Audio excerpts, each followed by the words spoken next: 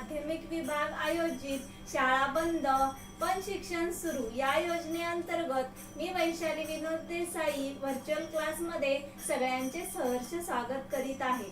चला तर मग आपल्या पाठाला सुरुवात करूया.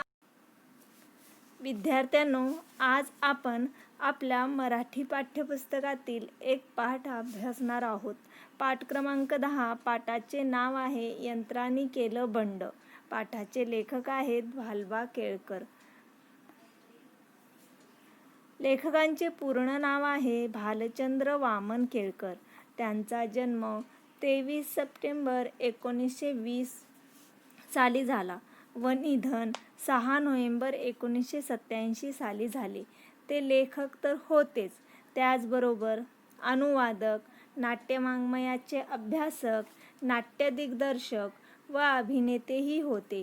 वैज्ञानिक दृष्टिकोनाचा प्रचार व्हावा, विज्ञान वाङ्मयाचा प्रसार व्हावा म्हणून भरपूर लेखन त्यांनी केले, व्याख्याने दिली, चर्चा संमेलनात सहभागी झाले. त्यांच्या साहित्याचा विचार करायचा झाला तर विपुल अशी साहित्य निर्मिती त्यांनी केली आहे. तो नव्हताच, हवा तसा रंग, हवा तसा आकार, प्राचीन भारतीय शास्त्रज्ञ आणि संशोधक, संपूर्ण महाभारत, ही रक्तरेषा कधी पुसली जाईल का, शेरलॉक होम्सच्या चातुर्यकथा, अशा बऱ्याच साहित्यकृतींचा विचार करता येईल. तसेच त्यांनी जोशी काय बोलतील, दोन ध्रुवावर दोघे आपण, तू वेडा कुंभार, बनगरवाडी, विजले सारे नंदादीप अशा बऱ्याच नाटकांमध्ये अभिनयही केला होता. एकाच वेळी विविध गोष्टींमध्ये रस असलेले व चतुरस्र व्यक्तिमत्व असलेले लेखक म्हणून त्यांची ओळख होती. अशा या चतुरस्र लेखकांनी लिहिलेला एक पाठ आपण आज अभ्यासणार आहोत. नेमकं काय आहे या पाठामध्ये? यंत्रमानवाने मानवी जीवनावर अतिक्रमण केले तर निर्माण होणाऱ्या गमती व धोके यांचे वर्णन रंजक पद्धतीने पाठात लेखकांनी केले आहे. विज्ञानाच्या प्रगतीमुळे माणूस यंत्रांवर विसंबून राहू लागला आहे.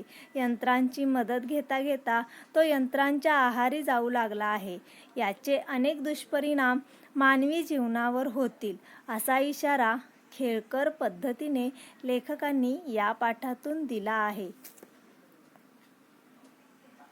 मुलांनो, रजनीकांत अभिनीत हे दोन्ही चित्रपट तुम्ही पाहिले असतील.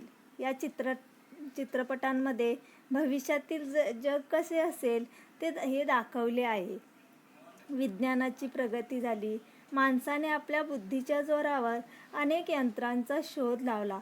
आपले काम सोयीचे व्हावे यासाठी त्याने यंत्रमानव म्हणजे रोबो बनवले. माणसांच्या शरीराप्रमाणे त्याचे शरीर बनवले. भविष्यामध्ये वेगवेगळ्या मानवी भावना असलेले रोबोही तयार होतील. अशा या यंत्रमानवांमध्ये जर भावना निर्माण झाल्या तर ते माणसांपेक्षा वरचढ होतील. माणसांवर अधिकार गाजवायला पण ते मागे पुढे पाहणार नाहीत. आता माणसांच्या ताब्यात असणारा यंत्रमानव पुढे माणसालाच ताब्यात ठेवील, यात काही शंका नाही. असेच यंत्रांचे वेड असलेले वडील व त्यांचा मुलगा यांची कथा आपण आज बघणार आहोत. काय आहे या कथेत? चला तर मग पाहूया. दीपक फार चौकस मुलगा. खरं चौकस म्हणजे जिज्ञासू. त्याला खेळायला म्हणून आणलेलं कुठलंही नवं खेळणं तो पहिल्यांदा थोड्या वेळ कुतूहलानं रंगून खेळायचा. पण दिवसाच्या शेवटी ते खेळणं मोडून ते कसं चालतं याचा शोध घेण्यात तो मग्न व्हायचा म्हणजे गुंग व्हायचा. त्याचा आनंद असे तो खेळण्याच्या आतली रचना समजावून घेण्यात. यांत्रिक हलत्या चालत्या खेळण्याच्या बाबतीत तर त्याचा उत्साह विचारू नका. दीपकला त्याचे वडील नेहमी म्हणायचे देखील, दीपक, यंत्राच्या वाटेला जाऊ नकोस, खेळण्याची मोडतोड करून त्यांना सतावू नकोस. एखाद्या दिवशी यंत्र रागावली म्हणजे कळेल, मग पळताभुई थोडी होईल. पळताभुई थोडी होणे म्हणजे फजिती होणे. तू मोडलेल्या खेळण्यातली यंत्र पहा कशी तुझ्याकडे चिडून पाहतायत. दीपक तुमच्यासारखाच एक जिज्ञासू मुलगा होता. लहान मुलांना एखादे नवीन खेळणे आणून दिले की त्या खेळण्याशी खेळायचे सोडून त्याच्या आत काय काय असेल त्याचीच उत्सुकता त्यांना जास्त असते. मग त्या खेळण्याची मोडतोड करून त्या गोष्टीचा शोध घेण्याचा प्रयत्न मुले करीत असतात. दीपक पण असाच होता. त्याचा हा उद्योग पाहून त्याचे वडील चेष्टेने त्याला म्हणायचे देखील की यंत्रांना असा त्रास देऊ नकोस, नाहीतर ती यंत्र चिडली तर तुझी चांगलीच फजिती होईल. वडिलांचे हे बोलणे दीपक मात्र हसण्यावरी घालवायचा. काय कारण असेल याचं मग? दीपकला या बोलण्याचं हसू यायचं. त्याला वडिलांचं यंत्रांचं वेड आणि यंत्राबद्दलचं प्रेम माहीत होतं. आपल्या कचेरीतल्या कारकुनांचा फड हळूहळू कमी करत अधिकाऱ्यांना रजा देत दीपकच्या वडिलांनी त्यांची कामं करायला यंत्र आणली हे दीपकला माहीत होतं. आणि ती यंत्र दीपकच्या वडिलांनी मुद्दाम त्यांनी नेमलेल्या संशोधकाकडून करवून घेतली होती हेही त्यांनी मुद्दाम दीपकला सांगितलं होतं. त्यामुळेच ती यंत्र दीपकचंही ऐकत असत. त्यानं सांगितलेले काम करत असत. त्यामुळेच दीपकला त्यांच्याबद्दल जवळीकही फार वाटत असे. दीपकच्या वडिलांना पण यंत्राचे दीपक एवढेच वेड होते. म्हणूनच त्यांनी आपल्या ऑफिसमधील बरीच माणसे कामावरून कमी करून त्या जागी यंत्रमानव आणले होते. प्रत्येक कामासाठी यंत्रमानव होते जे खास संशोधकांकडून करवून घेतले होते. ते यंत्रमानव दीपकने सांगितलेली कामेही ऐकायचे. त्यामुळे दीपकच्या ते आवडीचेही होते. दीपकला यंत्रमानव आवडायचे, पण यंत्रमानवांना दीपक आवडायचा का? का बरे रागावले असतील दीपकवर ते? चला पुढे पाहूया काय झाले ते. एक दिवस दीपक आपल्या यांत्रिक खेळण्यांची मोडतोड करून त्या खेळण्यातली यंत्ररचना अभ्यासत होता. यंत्रात काय फरक केला म्हणजे ही खेळणी सजीव वाटतील, वागतील याबद्दल तो विचार करत होता. वडिलांनी त्याला मुद्दाम दिलेला एक यंत्रमानव त्याच्या जवळ बसून त्याचा उपद्व्याप म्हणजे नको ते काम करणे पाहत होता. तेवढ्यात दीपकला आपल्या गृहपाठाची आठवण झाली. त्यानं आपला यंत्रमानव मित्राला म्हटलं, मित्रा, जरा माझा गृहपाठ करून देशील का? देतोस का? यंत्राची मोडतोड करताच दीपक बोलत होता. त्याचं त्याच्या यंत्रमित्राकडे लक्ष नव्हतं. नाही, मुळीच नाही. तुझा गुलाम नाही मी. गुलाम म्हणजे नोकर. असे उद्धट उद्गार दीपकच्या कानी पडले आणि त्यानं चमकून वर पाहिलं. त्याचा यंत्रमित्र त्याच्याकडे आपल्या जळजळीत भासणाऱ्या भिंग डोळ्यांनी पाहत होता. दीपकच्या हातातल्या मोडक्या यंत्राकडे पाहत दुःखाची किंकाळी फोडून तो यंत्रमित्र चालता झाला. दुःखाची किंकाळी फोडणे म्हणजे खूप दुःख व्यक्त करणे. पहा मुलांनो काय घडले ते. दीपक करत असलेली यंत्राची मोडतोड यंत्रमानवाला म्हणजे रोबोला आवडली नाही. त्याबद्दल दीपककडे त्यांनी नाराजीही व्यक्त केली. मुलांनो, येथे आणखी एक गोष्ट नमूद करावीशी वाटते. आपण यंत्रांचा वापर आपले काम सोयीस्कर होण्यासाठी करीत असतो, पण नंतर आपण त्या यंत्राच्या इतके आहारी जातो की स्वतःहून काही काम करायला आपले मन तयार होत नाही. येथे दीपक पहा, स्वतःचा गृहपाठ सुद्धा त्या रोबोकडून करून घेतोय. पण त्या यंत्रमानवाला दीपकचा भयंकर राग आलेला होता. त्यामुळे दीपककडे एक जळजळीत कटाक्ष टाकून यंत्रमानव तेथून निघून गेला आहे. दीपक आश्चर्याने पाहत बसला. आपण यंत्राची मोडतोड चालवलेली पाहून आपला यंत्रमित्र रागवला, दुःखानं किंचाळला हे दीपकच्या लक्षात आलं. त्याला वाटलं, आज माझा यंत्रमित्र माझ्याशी उद्धटपणानं बोलला, गुलाम नाही असं म्हणाला. उद्या जर बाबांच्या कचेरीतल्या सगळ्या यंत्रांनी असाच चिडून असहकार पुकारला तर दीपकला या कल्पनेना काही सुचेना. तो तसाच उठला आणि गृहपाठ करून जेवून शाळेत गेला. त्याच्या डोक्यात सारखे यंत्राचेच विचार चालू होते. वर्गातले मित्र यंत्र झाले तर, शिक्षकच यंत्र झाले तर त्याचं अंग शहारलं. आणि उद्या साऱ्या यंत्रांनी आपल्याला यंत्रासारखं वागायला भाग पाडलं तर, या कल्पनेनं तो स्वतःच यंत्रासारख्या हालचाली करू लागला. शिक्षक आणि मुलं आश्चर्याने पाहत राहिली. शेवटी शिक्षक म्हणाले, दीपक काय चाललंय? मुलं हसली. शिक्षकांनाही हसू आवरेना. मुलांचं हास्य ऐकून दीपक भानावर आला. हसू नका, हसू नका, यंत्रांनी मोठ्यांदा हसणं बरं नाही, असं बोलून गेला आणि आणखीनच मोठा हसा उसळला. दीपक लाजून चूर झाला आणि आपली पुस्तकं उचलून आपल्या घराकडे पळत सुटला. तेवढ्यात शाळा सुटल्याची घंटा झाली. म्हणून बरं. दीपकला मात्र पुन्हा पुन्हा भास होत होता की आपले यंत्रमित्रच हसतायत. घन घन घन. आपला यंत्रमित्र आपल्याशी असा वागेल याची दीपकला कल्पनाच नव्हती. त्यामुळे यंत्रमानवाच्या त्या अचानक झालेल्या हल्ल्याने दीपक चांगलाच घाबरला. त्याला एक वेगळीच भीती वाटू लागली. बाबांच्या ऑफिसमध्ये असलेले यंत्रमानव उद्या असेच वागायला लागले तर काय करायचे? दीपक यंत्रमानवाचा विचार करतच शाळेत गेला. खूप विचारांचा गोंधळ त्याच्या डोक्यात चालला होता. यंत्रमानवाचा विचार करून तोही यंत्रासारखाच वागायला लागला. शाळेतील शिक्षक, त्याचे वर्गमित्र सर्वजण त्याच्याकडे पाहून हसायला लागले. ते पाहून दीपक तेथून निघाला. आता कुठे गेला असेल दीपक?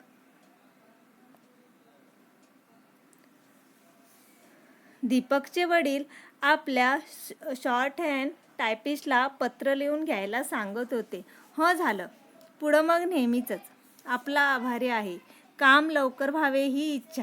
आपला सदैव कृपाभिलाषी इत्यादी. जा मिस अय्यंगार. लवकर टाईप करून आणा पत्र. आज गेलंच पाहिजे. दीपकनं मिस अय्यंगारकडे पाहिलं आणि तो ओरडलाच. मिस अय्यंगार, हे तुमचं असं कसं झालं? ही तोंडावर जाळी का धातूची? आणि पिपात का घातलं आपलं शरीर? हातापायात हे कुठले मोजे आणि बूट स्टेनलेसचे? दीपकचे वडील मोठ्यांदा हसू लागले. त्या चमत्कारिक मिस अय्यंगारचाही किन किन किन किन असा हसण्याचा आवाज आला. शेवटी हसू आवरून दीपककडे बघून वडील म्हणाले, खरंच दीपक, मी तुला सांगायला विसरलोच. या माझ्या ऑफिसमधून नव्या स्टेनोटायपिस्ट, स्वयंचलित यंत्रमहिला नाव ठेवलंय मिस अय्यंगार. कारण सवय आहे ना मला त्या नावाची. मिस अय्यंगार, तुम्ही जा कामाला. चल दीपक, मी तुला जरा कचेरीतल्या सुधारणा दाखवतो. असं म्हणून ते दोघे निघणार तेवढ्यात ते यांत्रिक मिस अय्यंगार आल्या आणि त्यांनी टाईप केलेल्या डझनभर पत्रांचा गठ्ठा दीपकच्या बाबांच्या हातात दिला. तो घेत दीपकचे वडील म्हणाले, पहा दीपक, 5 सेकंदात 12 पत्र टाईप करून दिली यांनी. दीपक गेला होता आपल्या वडिलांच्या ऑफिसमध्ये जाऊन बघतो तर काय, बाबांच्या ऑफिसमध्ये ज्या स्टेनोटायपिस्ट होत्या मिस अय्यंगार, त्या आता नव्हत्याच. तर त्यांच्या जागी रोबो स्टेनोटायपिस्ट आल्या होत्या. त्याच्या वडिलांनीच ती यंत्रमहिला ऑफिसमध्ये आणली होती. ती यंत्रमहिला काही सेकंदातच तिला दिलेले काम पूर्ण करते. त्यामुळे बाबांचे काम लवकर होते. म्हणून दीपकचे वडील खुश आहेत. याशिवाय ही आणखी बरेच रोबो त्यांनी वेगवेगळ्या कारणासाठी ऑफिसमध्ये आणले आहेत. कोणते आहेत ते रोबो? चला बघूया.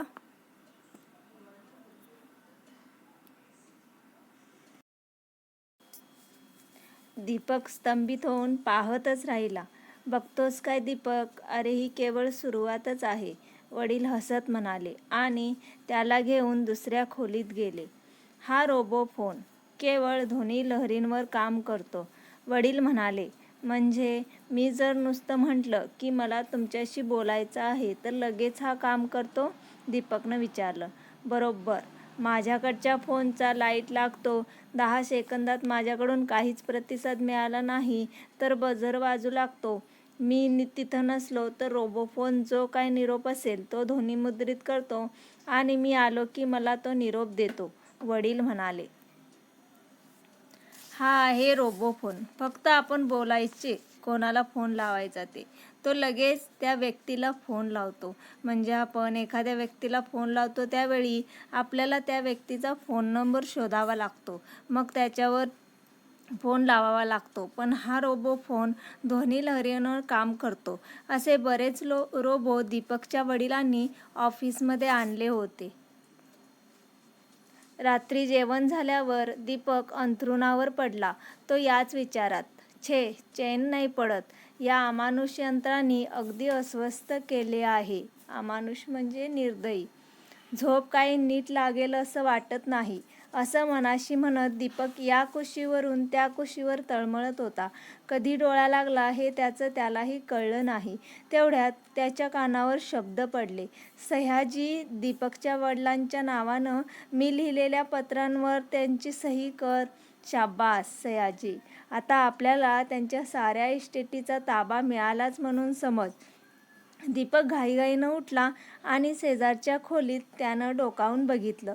त्याला तिथे मनुष्यसदृश्य म्हणजे माणसासारखी दिसणारी यंत्रे दिसली. यंत्रमानव वडिलांच्या खाजगी कचेरीत काम करत होते. त्यातील सयाजी म्हणजे सयांची हुबेहूब नक्कल करणारं यंत्रमानव. दीपक तावातावानं आत गेला आणि म्हणाला, काय चाललंय काय ते? दुसऱ्यांची, प्रत्यक्ष मालकांची सही करून पत्र पाठवता? ही उघड दरोडेखोरी झाली. माझा आता तुझ्या वडिलांच्या सर्व इस्टेटीवर ताबा आहे. तो मी मिळवला आहे. तो यंत्रमानव उद्धटपणे म्हणाला. तू या इस्टेटीचा मालक झाला आहेस हा तुझा भ्रम आहे. भ्रम म्हणजे खोटा समज. दीपक चिडून म्हणाला. तुझे बाबाच याला कारण आहेत. त्यांनी अगदी परिपूर्ण मनोव्यापार करणाऱ्या, विचार करू शकणाऱ्या अशा आम्हा यंत्रमानवांना तयार करून घेतले आहे. आता आम्ही बंड करणे म्हणजे उठाव करणे. जगच ताब्यात घ्यायचं ठरवले आहे. तो सयाजी हुकूमत गाजवणारा यंत्रमानव म्हणाला. हुकूमत गाजवणे म्हणजे अधिकार गाजवणे. आता काय घडले पहा मुलांनो, दिवसभरच्या सगळ्या घडामोडींनी दीपक अगदी बेचैन झाला होता. रात्री अंथरुणावरही तो तळमळतच होता. अचानक त्याच्या कानावर कोणाचे तरी शब्द पडले. दीपक अंथरुणावरून उठून त्या आवाजाच्या दिशेने गेला. तो आवाज बाबांच्या खाजगी कचेरीतून येत होता. तेथे काही यंत्रमानव काम करत होते. त्यामध्ये सयाजी नावाचा एक यंत्रमानव होता, जो सयांची हुबेहूब नक्कल म्हणजे कॉपी करत होता. त्याने काही कागदांवर दीपकच्या वडिलांच्या सह्या केल्या. ते कागद दीपकच्या वडिलांच्या इस्टेटीचे होते. हे सर्व पाहून दीपक हादरलाच. त्याने रागाने त्या यंत्रमानवांना याबद्दल विरोधही केला, पण यंत्रमानवांनी तो विरोध मोडून काढला. आता पुढे काय घडेल? खरेच सर्व अधिकार यंत्रमानवांच्या ताब्यात जातील का? यंत्रांना कधीच जगाचा ताबा मिळणार नाही. हा काय वाहियातपणा मांडला आहे. तुम्हाला चांगलं वठणीवर आणतो. वठणीवर आणणे म्हणजे योग्य मार्गावर आणणे. असं म्हणून दीपक तिथून निघाला. जाता जाता त्याच्या कानावर यंत्रमानवाचे शब्द पडलेच. दीपक, उगीच संतापू नकोस. तुझे बाबा या बाबतीत काहीच करू शकणार नाहीत, कारण ते आता आमचेच. दीपकही ते ऐकून तडकून म्हणाला. तुम्हा बंडखोरांचे गुलाम झाले आहेत ना? बघतो ना, त्यांच्यावर तुमचा अधिकार चालणार नाही. दीपक असं म्हणत वडिलांच्या खाजगी खोलीत शिरला. बाबा पाठमोरे उभे होते. दीपक ओरडून म्हणाला. बाबा, स्वस्त काय उभे राहिलात? तुमच्या कचेरीत काम करणाऱ्या यंत्रांबद्दल मला तुमच्याकडे तक्रार करायची आहे. आता दीपक त्या यंत्रमानवांची तक्रार करण्यासाठी आपल्या वडिलांच्या खोलीत जातो. वडिलांच्या पुढे या यंत्रमानवांची खरी रूपे आणून त्यांना वठणीवर आणण्याचा दीपकचा हेतू असतो. खोलीमध्ये बाबा पाठमोरे उभे असतात, त्यामुळे दीपकला त्यांचा चेहरा दिसत नाही. पण बाबांच्यात काहीतरी फरक पडला आहे हे त्याला जाणवते. काय झाले असेल बरे दीपकच्या वडिलांचे? नाही, तुम्ही माझे बाबा नाही. तुम्ही तसे दिसता, पण तुम्ही माझे बाबा नाही, असं दीपक किंचाळत ओरडत होता. पण बाबांनी आपल्या लोखंडी पकडीत त्याचा हात धरला, तो सोडलाच नाही. त्यांनी दीपकला टेबलाशी नेऊन त्याच्या खुर्चीत कोंबला आणि म्हटलं, नीट ताट बैस, न्याहारी कर झटपट, समोर ठेवलेलं सारं नीट पटापट चावून खा. मला भूक नाही, मी काय आता खेळायला जातो, असे म्हणून दीपक खुर्चीवरून उठला. त्याच्या खांद्यावर लोखंडी गजाचे ठोके बसले. त्याने पाहिले तर त्याचे बाबा त्याच्या मागे उभे. ते खणखणीत आवाजात म्हणाले, दीपक, खेळायला जायचं नाही, मी तुझा गृहपाठ तपासला आहे, तू चूक केली आहेस, पुन्हा सगळा गृहपाठ कर. पुन्हा गृहपाठ? झालेली चूक दुरुस्त करतो की, दीपक म्हणाला. नाही, सगळा पुन्हा, नाहीतर मित्रांना भेटायला जाता येणार नाही, खेळणं बंद, बाबा म्हणाले. दीपक मुकाट्याने गृहपाठ करायला गेला. गृहपाठ केला आणि तो आपल्या वर्गातल्या मैत्रिणींकडे खेळायला गेला. तिथं त्याची मैत्रीण जुली त्याला दिसेना. तो तिच्या बंगल्याभोवती हिंडला, बागेत तिला शोधत बसला. शेवटी हताश होणे म्हणजे निराश होणे, एका पायरीवर बसला, धापा टाकत. तेवढ्यात लांबून कुणीतरी खणखण करत येताना दिसलं. जवळ आल्यावर त्याच्या लक्षात आलं की एक यंत्रमानव त्याच्या मैत्रिणीला, जुलीला, कडेवर घेऊन येत होता.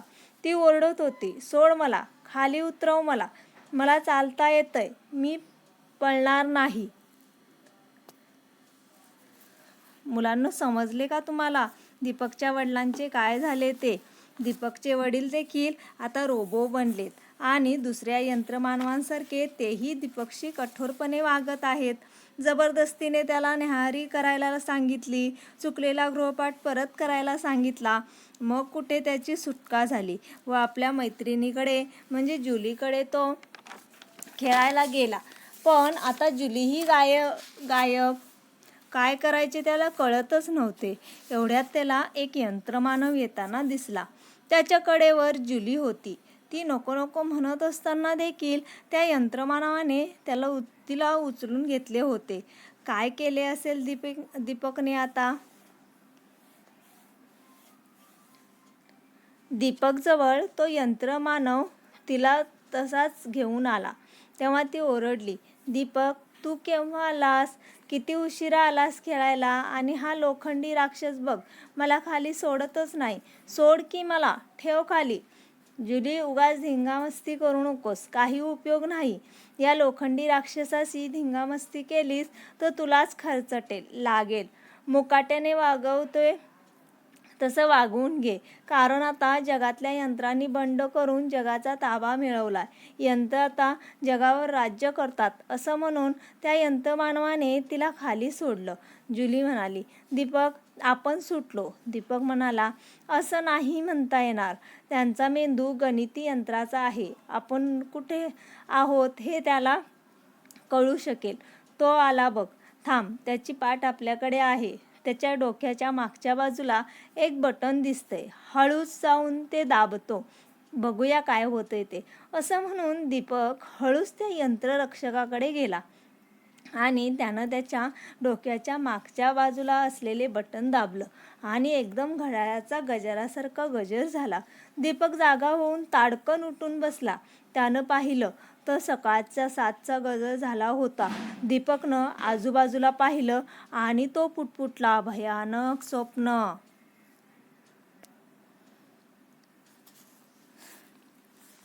जुली त्या लोखंडी राक्षसाला विरोध करत होती, पण तो काही तिला सोडायला तयार होत नव्हता.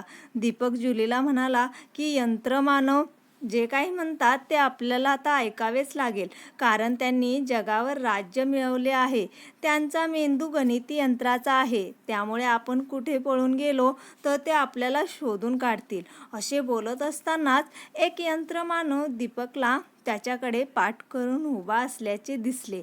यंत्रमानवांना ताब्यात आणणारे बटन त्यांच्या डोक्याच्या मागे होते. ते दीपकला दिसले. आता ते बटन तो दाबायचे ठरवतो व धाडस करून ते दाबतो देखील. आणि काय झाले मुलांनो? हृदयाचा ठोका चुकला ना? क्षणभर घाबरलात की नाही तुम्ही? पण लक्षात आले का कसले बटन होते ते? ते होते गजराच्या घड्याळाचे बटन. दीपकला एकदम जाग आली आणि हे सर्व भयंकर स्वप्न असल्याचे त्याच्या लक्षात आले. दीपक एकदम काही आठवण झाल्यासारखा ओरडला, "अरे बापरे बाबा!" आणि पळत सुटला. वाटेत त्याला त्यांचा स्वयंपाकी भेटला.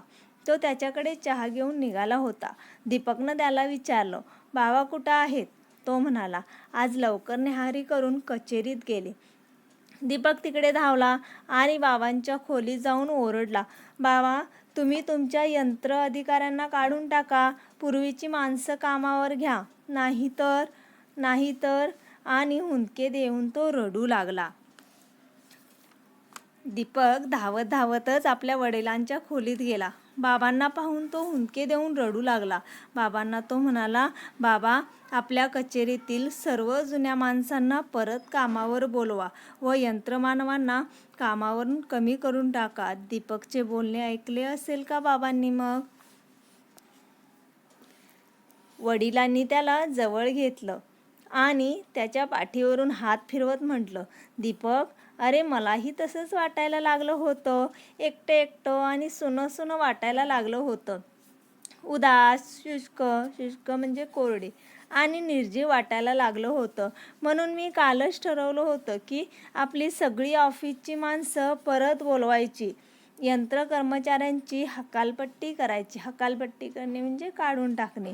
"म्हणून त्या सर्वांना काल रात्री फोन केले, तारा केल्या आणि विमानाने इथे बोलावून घेतलं." दीपकला घेऊन दीपकचे बाबा कचेरीत हिंडले.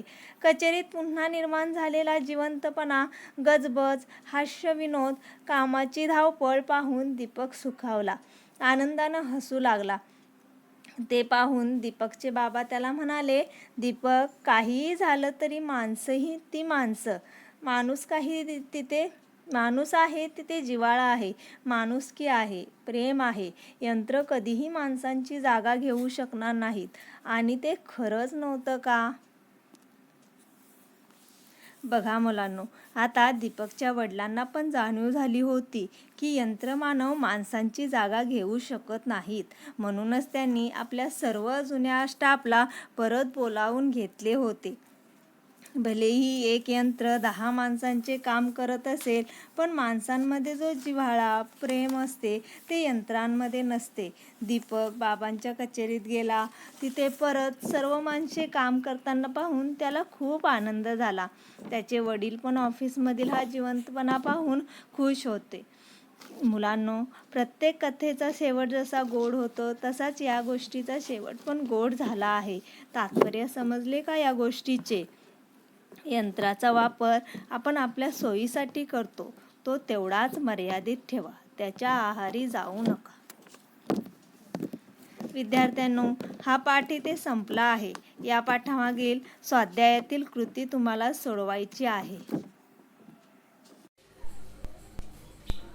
मला खात्री आहे की तुम्हाला हा पाठ नक्की समजला असेल. पुन्हा भेटूया पुढच्या भागामध्ये. धन्यवाद.